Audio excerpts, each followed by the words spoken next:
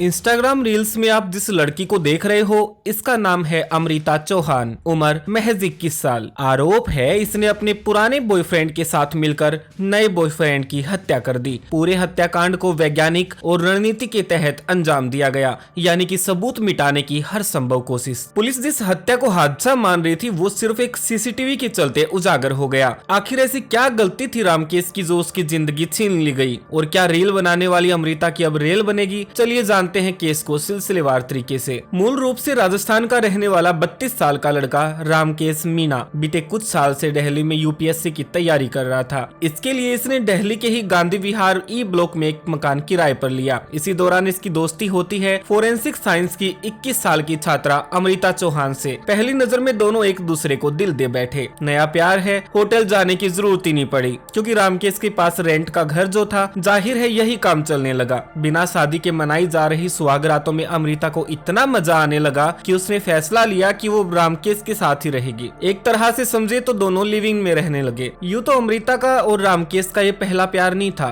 दोनों पहले भी कई जगह पर मुंह मार चुके थे। आजकल गर्लफ्रेंड बॉयफ्रेंड में एक अलग ही ट्रेंड है, गंदे काम करो और फिर करते टाइम फोटो वीडियो कैप्चर कर लो। रामकेश के फोन में अमृता की कुछ तस्वीरें थी, लेकिन प्यार ज्यादा था तो इन सब बातों पर ध्यान नहीं दिया जाता। करीब 1 साल तक साथ रहने के बाद अमृता का पुराना प्यार जाग गया। 27 साल का सुमित बार बार उसे याद आने लगा। उसकी याद इस कदर अब सताने लगी कि उसने धीरे धीरे रामकेश से दूरी बना ली और सुमित के करीब आने लगी। रामकेश फोन मैसेज करता तो उसका बार बार फोन काट दिया जाता और उसे इग्नोर करना पूरी तरह से शुरू कर दिया गया। अक्टूबर 2025 में अमृता को ध्यान आता है कि रामकेश के पास उसकी कुछ प्राइवेट फोटोज हैं। डर की बात ये थी कि अगर पुराने वाले बॉयफ्रेंड के हाथ अगर ये फोटो लग गई तो प्रॉब्लम खड़ी हो जाएगी। इसी मानसिकता के साथ रामकेश के घर जाकर फोटोज डिलीट करने को कहा, मगर उसने ऐसा करने से साफ इनकार कर दिया। ये सुनकर अमृता को बेहद गुस्सा आया और उसने श्याम को सारी बात अपने आशिक संदीप को बताई। उसने उसे बताया कि जब वो सो रही थी तो उसकी कुछ तस्वीरें ली गई। अमृता ये बात सारी रो रो कर बता रही थी, जिसे सुनकर संदीप का पारा 7वें आसमान पर पहुंच गया। संदीप और अमृता,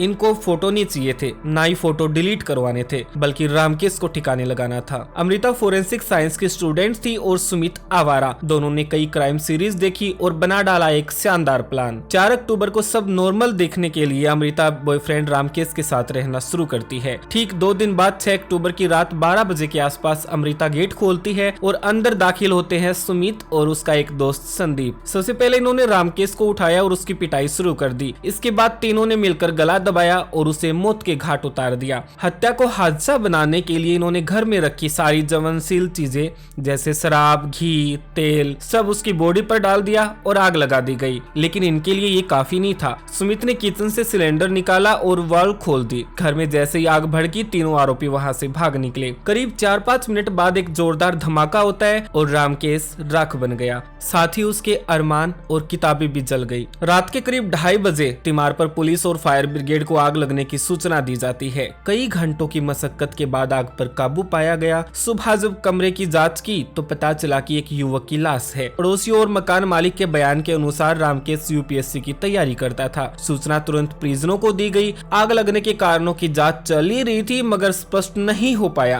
कि ये हत्या है या हादसा, क्योंकि सिलेंडर किचन से कमरे में कैसे आया, ये एक बड़ा सवाल था जो पुलिस को बार बार परेशान कर रहा था। अधिकारियों ने जांच की तो पाया कि कमरे से लैपटॉप और फोन भी गायब हैं। पुलिस का शक गहरा चुका था। पड़ोसियों से पूछताछ करने पर पता चला कि यहाँ एक लड़की भी रहती थी। पुलिस ने रामकेश के फोन की सीडीआर और उसके साथ पढ़ने वालों की जानकारी ली तो नाम सामने आया अमृता चौहान का। अमृता को फोन किया गया तो उसका नंबर स्विच ऑफ था। पुलिस का शक यकीन में बदल गया। आसपास लगे जब सीसीटीवी कैमरास खंगाले गए तो उसी रात ये तीनों मुंह ढककर जाते हुए दिखाई देते हैं। ये साफ हो चुका था कि पहले हत्या हुई है और फिर घर को आग लगाई गई है। आईटी सेल ने अमृता का मोबाइल सर्विलांस पर लगाया और उसे 18 अक्टूबर को मुरादाबाद से गिरफ्तार किया। रिमांड के दौरान आशिक सुमित और उसके दोस्त संदीप का नाम ले डाला। पुलिस ने 23 अक्टूबर को दोनों आरोपियों को गिरफ्तार किया है। फिलहाल तीनों आरोपी पुलिस गिरफ्त में हैं। अब देखे तो अमृता खुद फोरेंसिक साइंस की पढ़ाई करती थी, तो उसे सबूत कैसे मिटाने हैं इस बारे में बहुत अच्छे से जानकारी है। खैर फिलहाल पुलिस के पास कुछ सबूत है, पर उतने सॉलिड एविडेंस नहीं है जिनसे केस स्ट्रॉन्ग बन सके। आपकी इस 21 साल की कातिल लड़की पर क्या राय है, हमें कमेंट करके अपनी प्रतिक्रिया जरूर दें। वीडियो में हमारे साथ अब तक बने रहने के लिए धन्यवाद।